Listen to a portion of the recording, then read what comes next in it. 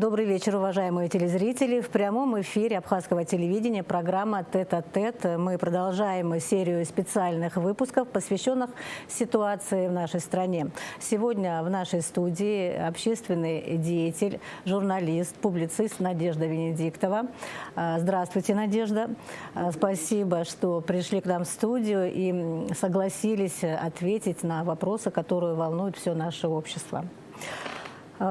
Итак, как бы вы оценили ситуацию, которая есть на сегодняшний день, с учетом того, что пережила страна некоторое время назад такой суровый политический кризис, и, возможно, вот мы все находимся в преддверии президентских выборов, и как это сказывается на ситуации? Ну, прежде чем я конкретно буду вам отвечать на этот вопрос, я бы хотела напомнить всем нам, что ни один народ, ни одно общество не нарабатывало нужный ему механизм государственного устройства легко и безболезненно. История показывает, что все идут к этому очень долго, с большими проблемами. И даже когда этот механизм уже наработан, никакой гарантии нет, что он будет долго работать бесперебойно. Поэтому я не стала бы драматизировать ситуацию. После развала СССР практически все страны этого объединения испытывают большие трудности. Если мы возьмем французов, они после Великой Французской революции 150 лет меняли, то у них империя опять, то республика, и только в рамках Пятой республики, подчеркиваю, Пятой, они более-менее как-то, достигли какого-то более-менее устойчивого результата. Но, тем не менее, у нас в обществе часто выражают недовольство тем, что за последние 25-26 лет ничего кардинально в нашей стране не меняется. Не меняется, не знаю, с точки зрения экономики, да, с точки зрения того, как человек себя ощущает материально, ну, и морально, кстати, да, перестали доверять политикам. Вот в последнее время такая тенденция. Вот прокомментируйте такие явления.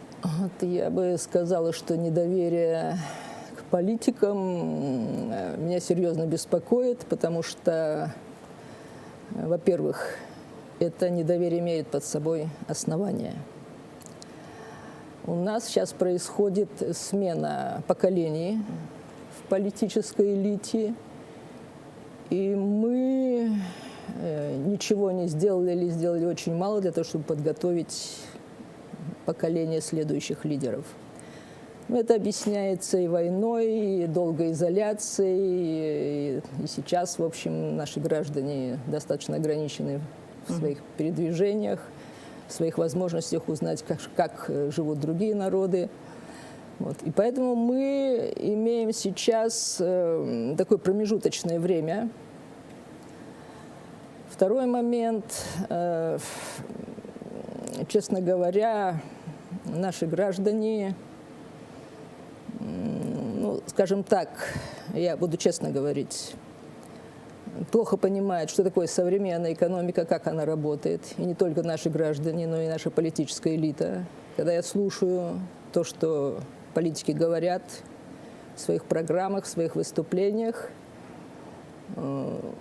я понимаю, что они очень плохо себе представляют сам этот механизм. Современная экономика – это очень сложное, очень многослойное явление. И мы страшно отстали в этом. Ну, сейчас не буду морочить голову телезрителям. На конкретных примерах. Предположим, в Штатах можно заложить в банк 1/8 твоей недвижимости. Ну, у нас это вообще невозможно себе представить. То есть там наработаны такие финансовые механизмы, которые позволяют человеку более комфортно и более свободно распоряжаться своим имуществом и так далее. Вот. То есть мы стоим перед необходимостью вот создать все эти новые инструменты. И когда я слышу, что наши политики говорят, что вот должно быть единение общества, и нужно, чтобы работал закон, это все общие слова. Во-первых, единение общества Такое бывает только во время войны и во время каких-то природных катастроф. Все остальное время общества разделены. Я очень неплохо знаю мировую историю, особенно международную. В Испании до сих пор крайнее разделение по отношению к Франко. Соединенные Штаты разделены, как вы сами видите, там какая борьба. Франция разделена, Англия разделена. Это нормальное состояние свободного общества. Единомыслие бывает только в тоталитарном государстве. А так для общества характерно, даже вот по такому базовому принципу, одни люди любят традиции, другие любят что-то новое. То есть у нас и все это нормально, вы хотите нормально. У нас все нормально. Но мы отстаем вот, в экономическом механизме, в политическом механизме, потому что когда вот, члены села Паквеш выступили с таким очень интересным заявлением, что нужно отменить все партии, то есть понятно, ну у нас, во-первых, партий нет. Одно из требований. Да, у нас партий нет как таковых, то есть в строгом политическом смысле у нас партий нет. У нас есть объединение по интересам. Вот. И то, что люди требуют, чтобы вообще это даже отменили, то есть это означает, что не только недоверие к политикам, но и непонимание самого механизма политической жизни. То есть нам нужно очень многому учиться. Ну вот, и в таких условиях мы находимся, и готовы ли мы к очередным президентским выборам с учетом того, вот, что сейчас происходит? Я считаю, что мы были не готовы к тем выборам, потому что программы, которые были предъявлены во время выборов, были очень неконкретными, расплывчатыми, и зачастую просто многие положения взяты с потолка. Почему и впервые у нас был такой большой процент людей, которые голосовали против всех? Я тоже голосовала против всех. Я хотела, чтобы политики поняли, мы недовольны тем, как они поработали перед выборами. А сейчас, я думаю, ситуация еще хуже. Вы же видите, тогда все как начали активно регистрироваться. А сейчас замедлились, потому что к этим выборам, неожиданно наступившим, никто не был готов. У людей, видимо, у тех, кто хочет баллотироваться, нету денег. Поэтому, возможно, у нас будет гораздо меньше кандидатов, чем в прошлый раз. Вот. И, наверное, это даже где-то и хорошо, потому что там 10, а потом 9 кандидатов для такой маленькой страны. Это выглядело не совсем солидно, скажем так. Ну вот если говорить о готовности к президентским выборам, то есть ли какие-нибудь предпосылки к тому, что все может пойти не так, как хотелось бы? А как хотелось бы? Хотелось бы в русле юридической верном, чтобы все это соответствовало духу закона и чтобы не было каких-то, скажем так, споров по поводу итогов выборов. Вы знаете, вот вчера, по-моему, Центральная избирательная комиссия подала иск в суд. Это уже забавно. Я так откровенно говорю. Значит, Центральная избирательная комиссия, которая своим решением в ходе предыдущих выборов спровоцировала конституционный кризис, не осознала того, что она была не права. Она, наоборот, даже подает в суд. ЦИК, вы считаете, спровоцировал кризис? ЦИК, конечно, потому что он поставил себя выше Конституции и говорит, что простым большинством. На каком основании отмахнуть Конституцию и внести такое предложение? Обе стороны тоже виноваты, они с этим согласились, потому что каждая сторона надеялась, что она на этом проскочит. Вот. Потом ЦИК продолжал, так сказать, утверждать свое право быть выше Конституции. Произошла инаугурация президента, он был неконституционным, и все это спровоцировало кризис. И то, что в обществе не было дано никакой оценки действиям ЦИКа, во всяком случае публично, и сейчас еще ЦИК подала иск в суд, это говорит о том, что мы вроде бы, как сказать, много кричали, что это все неконституционно, но юридически и в правовом поле никак не дали этому оценку. Поэтому, вы думаете, может быть, и на следующих выборах повторится эта ошибка. Каким будет сценарий, вот, если все пойдет по этому пути? Если ЦИК опять будет ставить себя выше Конституции, я думаю, что мы опять повторим что-нибудь не так.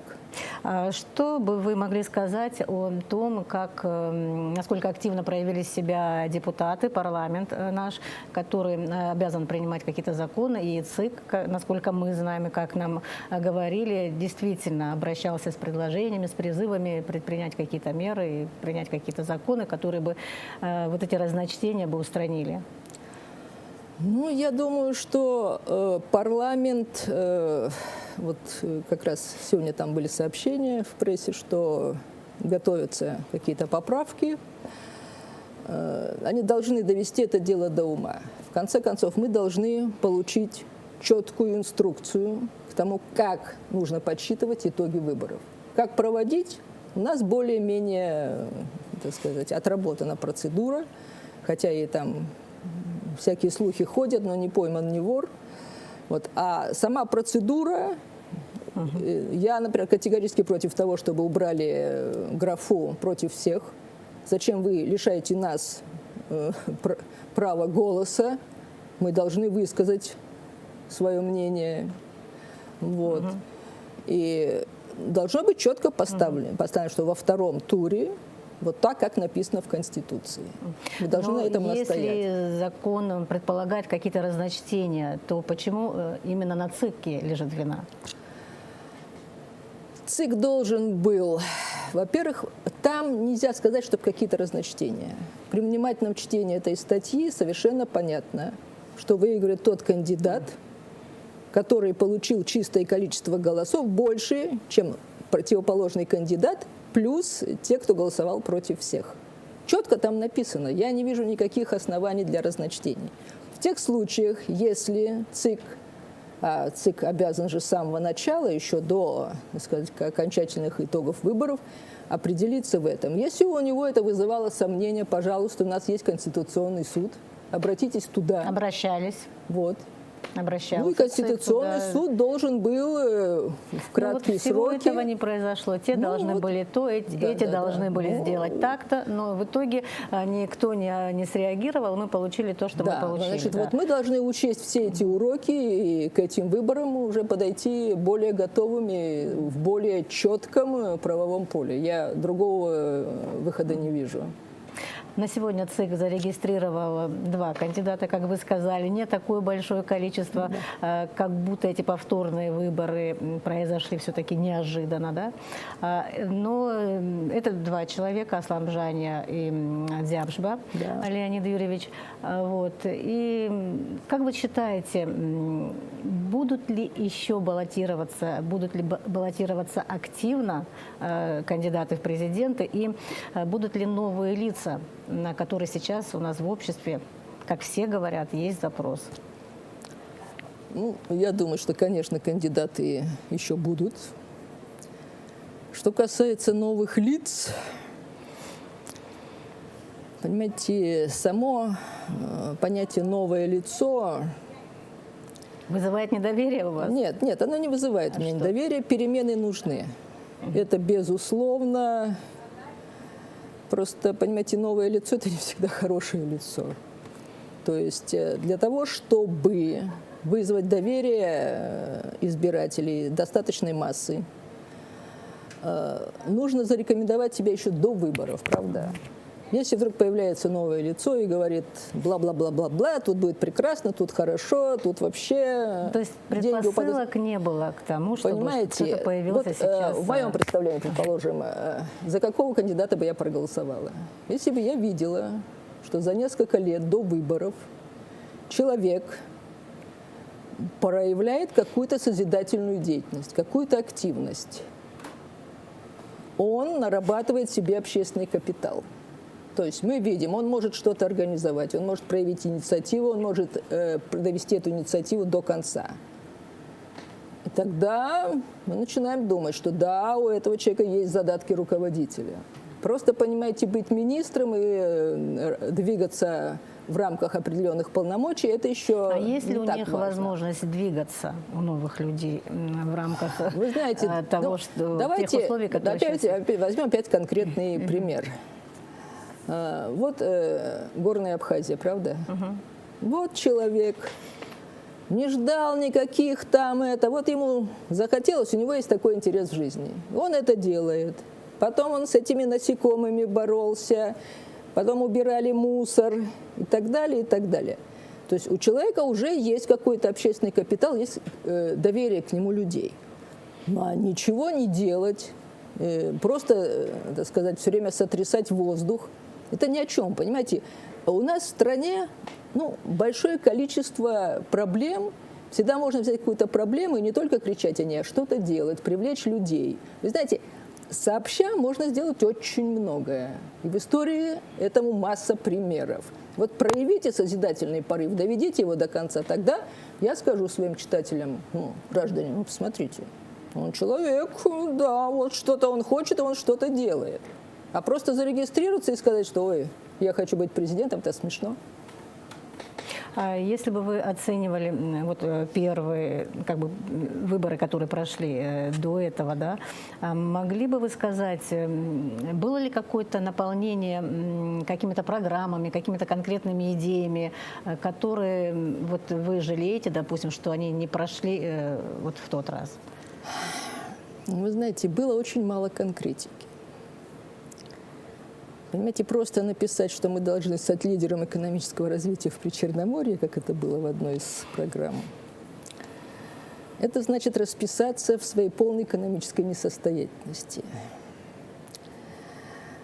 Нам столь многое нужно сделать. Нам нужно начать с самых таких основополагающих вещей, которые мы вроде бы начинали, но не закончили. Вот, например, сегодня я читаю в новостях, что премьер-министр издал указ, чтобы провели инвентаризацию в РУПах. Я извиняюсь, на 27-м году независимости требовать инвентаризации, а нельзя ее было потребовать 15 лет назад? Вы понимаете? На самом деле многие чиновники и руководители каких-то ведомств говорили о том, что необходима эта инвентаризация, начиная я 17 лет об этом слышу. Статистика, статистические данные во всех областях и сферах.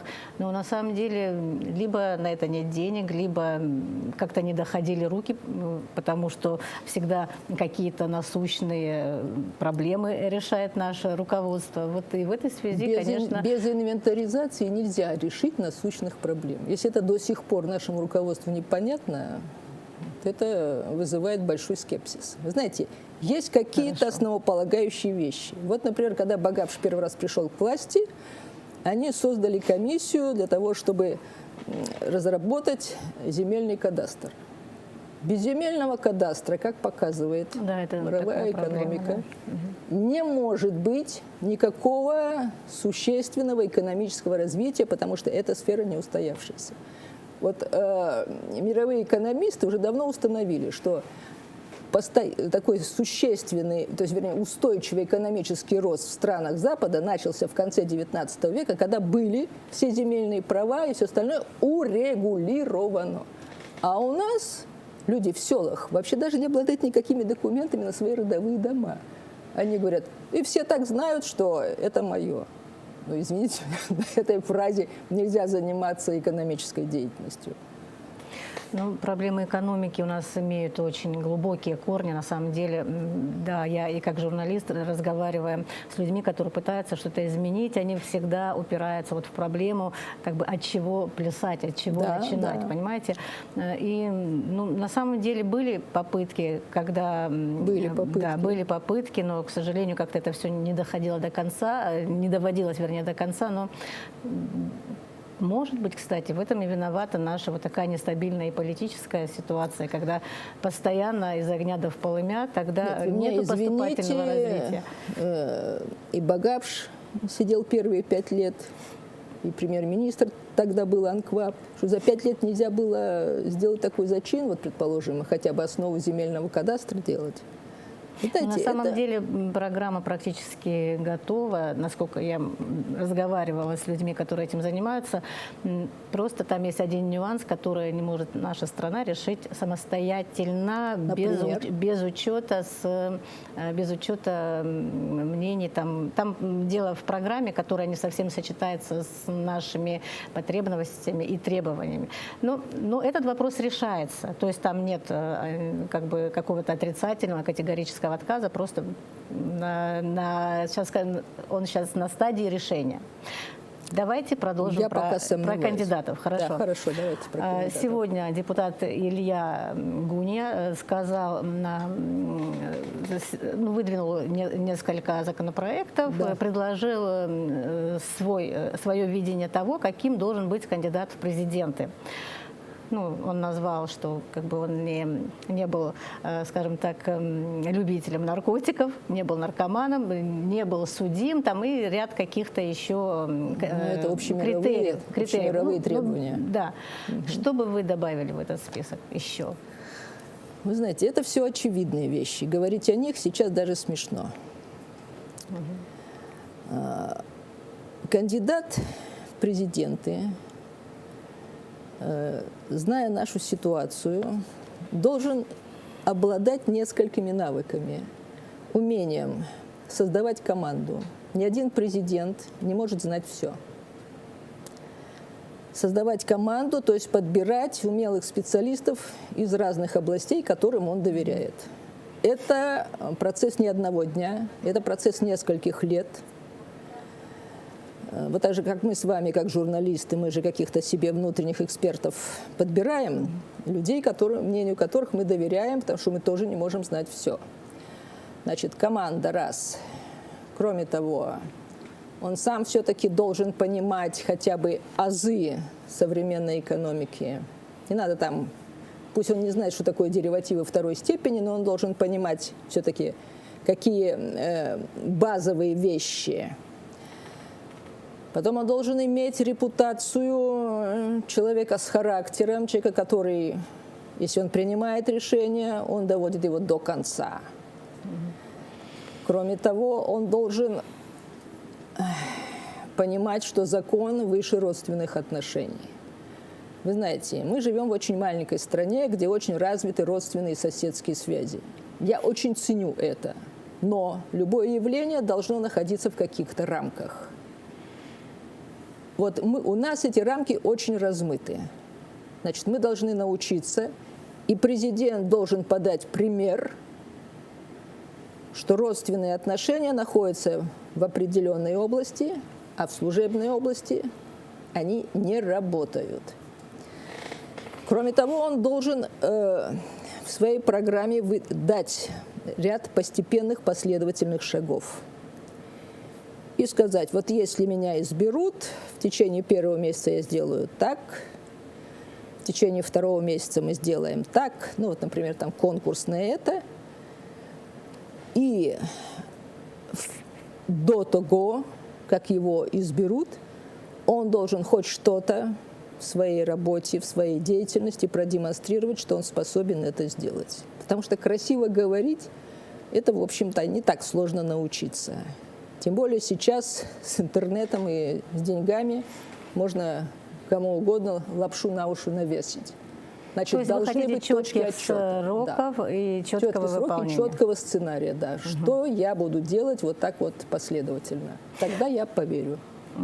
Кроме того, что не учитывая какие-то родственные связи, развивать государство, да, в интересах страны, как поступать.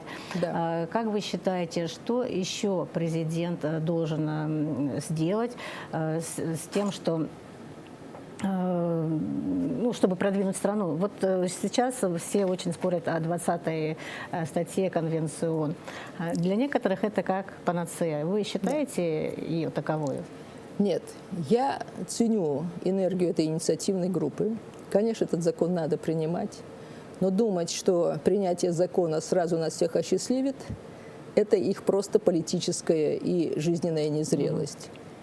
Когда они говорят, что там, где коррупция, там нищета, это неправильно. Это с ног на голову. Вот наоборот, там, где нищета, там коррупция. Понимаете? Если нищеты нет, коррупции нету. Или она в очень ограниченных размерах. Понимаете, вот коррупция начинается там, где основная часть населения ущемлена в своих правах, где у нее нет возможности честным, нормальным путем заработать себе на жизнь. И вот когда они говорят, что там вот в Северной Европе вот нет коррупции, там нет коррупции именно потому, что там очень хорошо развитые социальные государства. Поэтому я говорю, что я ценю их энергию, но у них еще нет жизненного опыта. Вот они видят красивую фишку. Закон надо принять, но рассчитывать, что он сразу все сделает хорошо, это абсолютно полная иллюзия.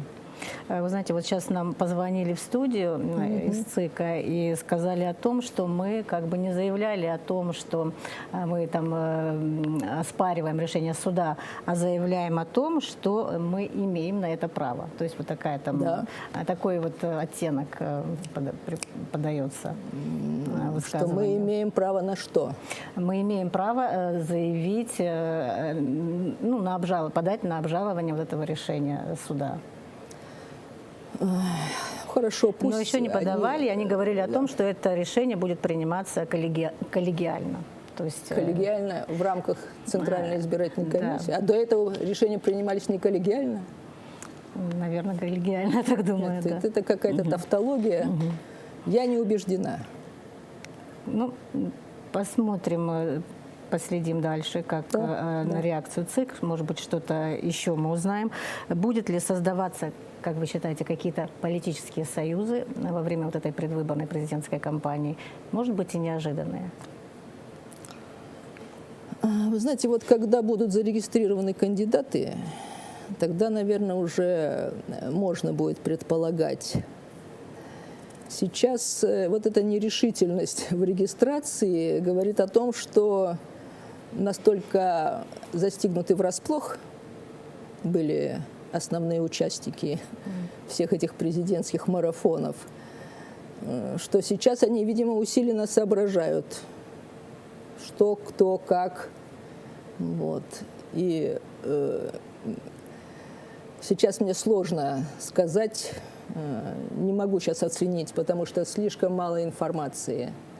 Вот. Ну, вот некоторые мои спикеры, с кем я беседовала, говорили о том, что, возможно, это результат какой-то разобщенности вот, экс-оппозиции, как в другом лагере. То есть они не могут найти какого-то одного знаменателя, от которого стартовать. Нет, ну, от оппозиции, я думаю, что основной кандидат будет Аслан Бжаня. От, так сказать, бывшей провластной, так сказать, общности, я думаю, они сейчас лихорадочно ищут человека, на которого можно было бы сделать, ну, условно говоря, беспроигрышную ставку.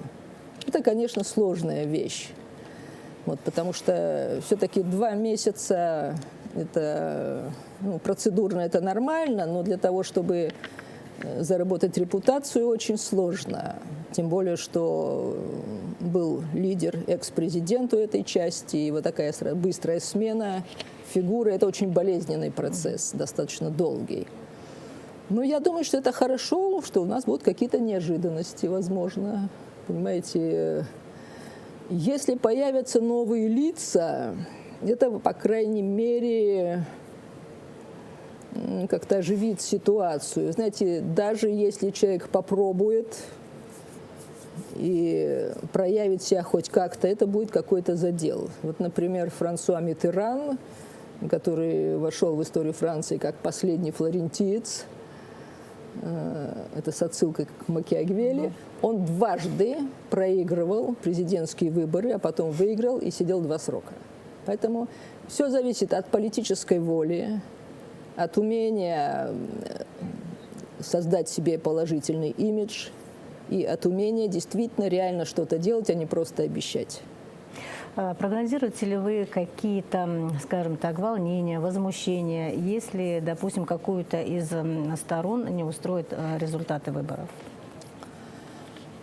Вы знаете, у наших людей все-таки есть, при том, что политического опыта не так много,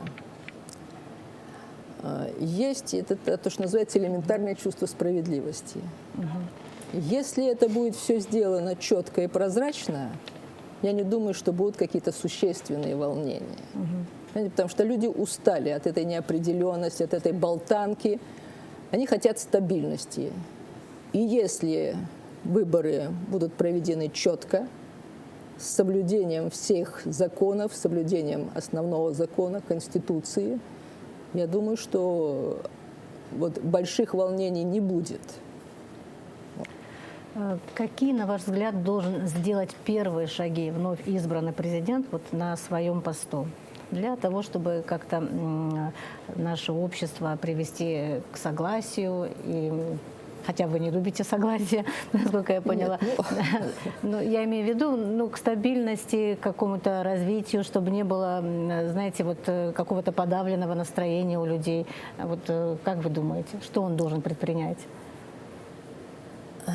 Он должен сразу сказать: я за перераспределение властных полномочий. Ага, вы за реформы? Да, я за реформы, потому что мы уже много раз на этом обжигались. Действительно, у президента слишком много полномочий. Он их должен разделить с парламентом. Эту ответственность и эту власть. Вот если мы вернемся к предыдущим выборам, я вот уверена, что если бы, вопреки мнению ЦИКа, Хаджинба после второго тура сказал: я, как гарант Конституции, считаю, что я не выиграл эти выборы. Назначаем следующие. Следующий он выиграл бы вчистую. Понимаете, с народом надо быть чистым и откровенным. Но ни решительности, ни мужества ему не хватило. Вот. И если вновь избранный президент скажет: я выполню то, что обещали все предыдущие кандидаты в президенты, это сразу будет очень большое доверие к нему. Потому что поделиться своей властью способен не каждый. Как правило, люди обещают, потом приходят, быстро очень входят во вкус и не хотят делиться этой властью. И вот если президент новый вот это сделает, он сразу создаст основу для доверия с народом, понимаете? То есть тогда люди поймут, что да, человек действительно, реально, серьезно хочет каких-то изменений. Не просто он хочет это для себя и для своих родственников, а он хочет, чтобы государство уравновесилось, чтобы было более коллегиальное принятие решений на уровне. А второй шаг, я глубоко вот в этом уверена, он должен потребовать от парламента, чтобы приняли реально работающий закон о местном самоуправлении. Пока мы не пробудим энергию на местах, пока люди не будут отвечать сами за свое село, за свой город, за свой район, у нас ничего хорошего не будет, понимаете? Нельзя думать, что государство способно сделать все. Вот как вы считаете, у людей можно вызвать симпатию? Вот политик, как он может вызвать симпатию, если он, допустим, не разбирается так глубоко вот в реформах, вот в реформе местной власти, да, перераспределение полномочий. Ну, для многих людей это не столь важно и звучит очень, может быть, мудренно, да, но чем он может завоевать популярность и доверие людей? Вы знаете, не будет ли такого некого какого-то популизма ради популизма, если вот именно стараться достигнуть именно популярности вот в таком вот смысле? Вы знаете, я не могу с вами согласиться, что вот это все очень мудренно. Нет, Мне кажется, мы столько об этом говорим, что, мне кажется, уже рядовой житель... Не все, нет. Я знаю, что не для всех, скажем, скажем так, какие-то реформы, вот сидеть и говорить о том, как они повлияют, как они будут развиваться, что, чего. Даже вот будут сидеть и смотреть ну, такую программу, если она будет очень аналитическая, если будут юристы говорить. То есть даже там один язык может отпугнуть людей. Вот в этом плане, как бы доходчиво и ну, как просто вызвать симпатию людей. Вы говорили о том, что он должен быть, скажем так, волевой, да, решительный. Но всегда у нас получается так, вот одни любят, другие не любят. Это нормально. Вы знаете, политик не молодая девушка, чтобы нравиться всем. Вот. Понимаете, симпатия – это все дело приходящее. Главное – это доверие. Вот я в своей профессиональной деятельности могу не симпатизировать человеку. Вот почему-то он мне неприятен. Но если я вижу, что он делает что-то хорошее, и я испытываю к нему доверие в этом смысле, для меня это более важно, чем моя личная симпатия к нему или там несимпатия. Вот. Президент должен делать дело. И это должно быть прозрачно и понятно. Вот я сейчас опять смотрела второй раз фильм о Рузвельте, сделанный в России, российскими документалистами. Ну, это был великий президент. Американцам повезло. Если бы его не было, там Соединенные Штаты бы впали в социализм, у них вообще потом началась гражданская война и так далее. Ну, по-моему, пожизненно был у власти. Не пожизненно, но 4 раза он был избран, и потом он умер очень не вовремя. Я думаю, что если бы он не умер, американцы не бросили бы атомные бомбы на Японию. Он был великий гуманист. Он каждую субботу выступал по радио и говорил людям: мы должны сделать вот это потому что будет такой результат. И каждую субботу люди с семьями собирались в этих несовершенных радиоприемников. И он им объяснял, и люди понимали. Вот. А что мешает нашему президенту каждую субботу, может, и другой день выбрать, выступать в прямом эфире и говорить: люди дорогие, вот я в понедельник сделал то, в среду то, это какой результат это должно принести? Вот если людям все объяснять вот так вот на пальцах доходчиво, как это делал Рузвельт, можно переломить ситуацию. Ну, понимаете, на самом деле люди во что не верят. Вот сейчас, да, вот в данный момент, мне кажется, они не верят политикам именно потому, что они не считают, что политики как-то руководствуются идеологическими какими-то принципами. Они якобы интересуются только доступом к ресурсам. Вот наши, ну, по крайней мере, вот где мы общаемся, да, очень многие люди говорят только об этом, что вот, к сожалению, вот такая ситуация. И почему? Почему так? Как можно в этом виноваты политики, не граждане, правда? Не знаю. Нет, ну как, говорят, извините, что каждый меня достоин своего правителя. Да, вот в этом есть определенная правда, да. У нас нет общественного контроля, мы не требуем ничего ни от своих кандидатов. Вот мы выбираем в парламент и потом забываем, кто это. Проведите вот опрос вот так вот прямо на улице. Как зовут вашего депутата в парламенте? Большинство людей скажут: ой, да мы уже давно забыли. Мы ничего не требуем. Мы терпим, там встали и побежали. А нужно все время требовать. Вот. Вот у нас контрольная палата работает, да, и свои результаты своей работы. И что? Это все складывается под сукно. Понимаете, если народ не доверяет своей власти, то в этом однозначно виновата власть. Как раз доверять приятнее, согласитесь, вот по-человечески, что испытывать симпатию к власти, доверять ей гораздо приятнее. Вообще любить начальство очень так это приятно. Если ты его не любишь, значит, оно тебя уже доконало. 9 человек выдвигалось в кандидаты президенты. Да. В тот раз сейчас пока 2. И все-таки я хотела бы услышать от вас, ну, хотя бы примерную цифру, предположительно, того, сколько людей будет. Это очень интересно, не знаю, мне на самом деле, потому что это показатель, скажем так, того, вот какими будут сами выборы? Я думаю, что на этих выборах победит Аслан Бжания. Я вчера слушала его интервью, вот, так сказать, в интернете вышло на абхазское телевидение. Значит, сейчас я скажу жесткую вещь. Вот это отравление пошло ему на пользу. Он стал более человечным.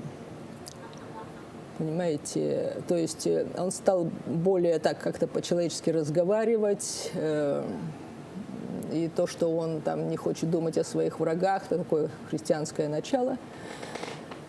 Я по-прежнему не вижу конкретики в его речах, потому что разговоры о том, что все должно быть по закону, это мантра, которую говорить очень легко. Но по тому, как он говорил, как он себя вел, как он объяснял, почему он там сказал, что его родина, то есть его любимая столица – это Москва, и тогда человек начал объяснять простому человеку. Это, как правило, очень подкупает простых людей, которые не анализируют, а так вот сердцем на это все реагируют. Потом это отравление, конечно, в общем, так сказать, делает его жертвой, это тоже привлекает симпатии. Значит, я думаю, что другая часть нашего общества тоже, так сказать, выдвинет своего кандидата, но навряд ли у него будет столько шансов, как у Бжания. Другое дело в том, что я не прогнозирую, к сожалению, что, придя к власти, Бжанию удастся переломить ситуацию. Вы видите лидеров, которые могли бы переломить ситуацию? Не вижу. К сожалению, я не вижу. Вот у нас, понимаете, такой затянувшийся кризис. Причем, я бы сказала, что это не только у нас. В мире сейчас вообще какая-то вот такая чересполосица. И во многих странах к власти пришли лидеры, которые даже на расстоянии не вызывают уважения своим здравым смыслом. Вот. Я думаю, что вот на следующие выборы, я так прогнозирую, я не буду называть имен, но я прогнозирую, что на следующие выборы, возможно, появится кандидат, который учтет ошибки этих и который уже сейчас начал готовить свою программу будущих реформ. Даже если, значит, тому, кто выиграет эти выборы, удастся перераспределить властные полномочия, это тоже не панацея, потому что слоев очень много. Вот, например, у нас сейчас кризис с электричеством, да? И нас призывают экономить. Вот сегодня утром я вышла, иду на море. Горят 5 мощных лампионов на улице. Поворачиваюсь налево, на Синопском футбольном поле горят все лампионы.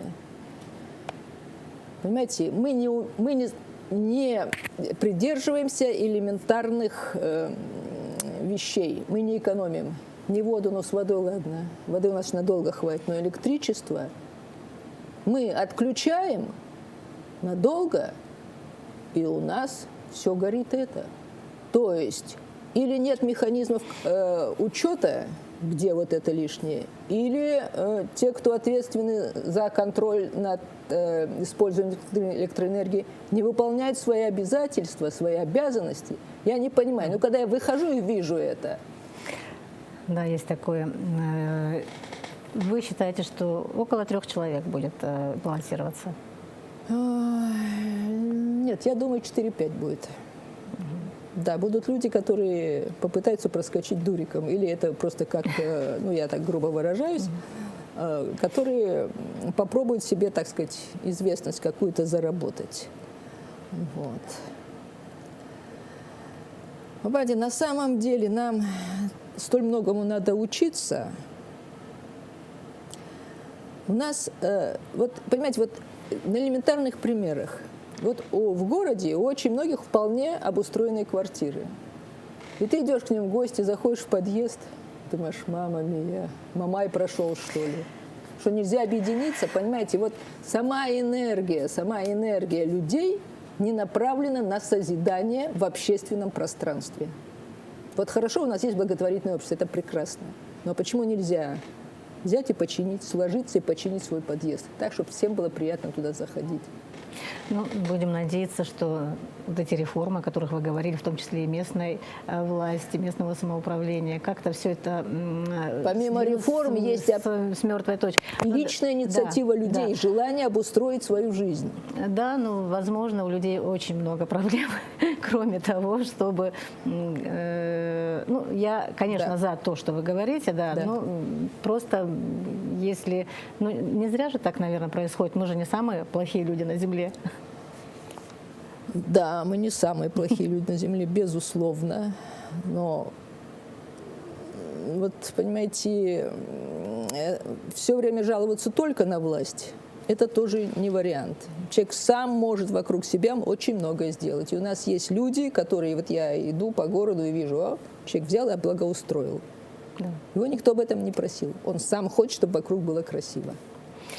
Надежда, спасибо вам, что вы пришли к нам сегодня в студию, ответили на наши вопросы. Я напомню нашим телезрителям, что у нас в студии была Надежда Венедиктова, журналист, общественный деятель, публицист. Спасибо большое, всего доброго. До свидания. Всего хорошего, да.